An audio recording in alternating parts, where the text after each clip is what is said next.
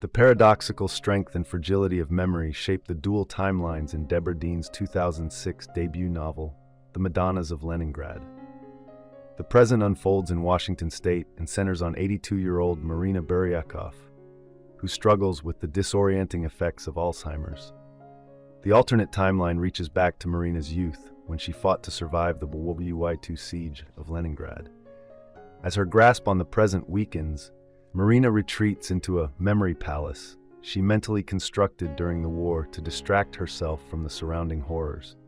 The novel's shifts between past and present mirror the unraveling of time within Marina's mind, while also illuminating the deep connection between memory and beauty.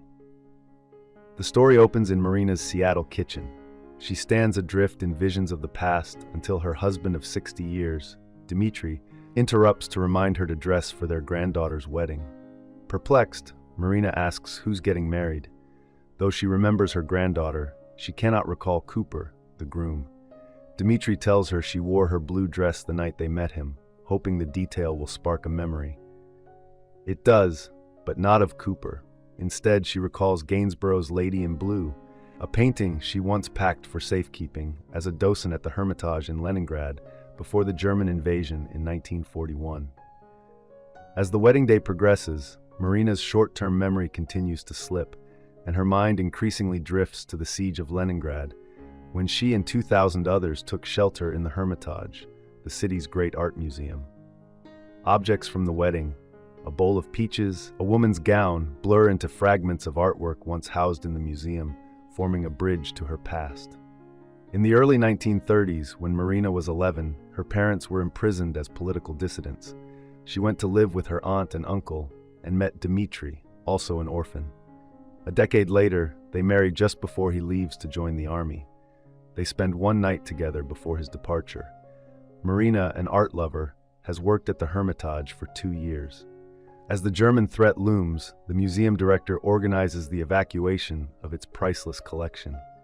Marina and her fellow docents labor day and night to pack the artwork for transport, leaving the empty frames on the walls as a promise that the paintings will one day return. When the Germans encircle Leningrad and winter descends, Marina, her family, and hundreds of others take refuge in the museum basement. Though shielded from bombs, they suffer without electricity, heat, or adequate food. After the bombing of food warehouses, meals dwindle to 3 thin slices of bread a day, driving some to eat glue and pine needles. As the world gets smaller and colder, Marina observes, people are becoming fixated. She fixates on the paintings. To distract herself from the misery, she resumes her docent duties, giving imaginary tours of the galleries, describing by rote the pictures that had hung inside the vacant frames. This ritual deepens after Anya, an older attendant, advises her to build a memory palace, a mental archive of the absent art. Together, they add a few more rooms each day, mentally restocking the Hermitage, painting by painting. Marina's obsession with art begins to merge with reality. When her aunt cradles her uncle after his death, Marina envisions Veronese's Pietà. One night on fire watch, she imagines a nearby statue of a naked god comes to life and ravishes her. A hallucination perhaps rooted in trauma and Rembrandt's Danae depicting Zeus impregnating the heroine. Marina later discovers she's pregnant, crediting the conception to Dmitri, though the elderly Marina comes to believe her child was fathered by Zeus. As her pregnancy advances, Marina becomes increasingly drawn to the Hermitage's Madonna paintings. Anya often pauses to pray before the empty frames where they once hung. Though Marina claims not to be a believer, she begins, in secret, to do the same. Her pregnancy becomes a quiet symbol of hope for those around her. Against all odds, despite malnutrition, she gives birth to a healthy baby boy, Andrei. After the war, she and Dmitri reunite and eventually emigrate to Seattle.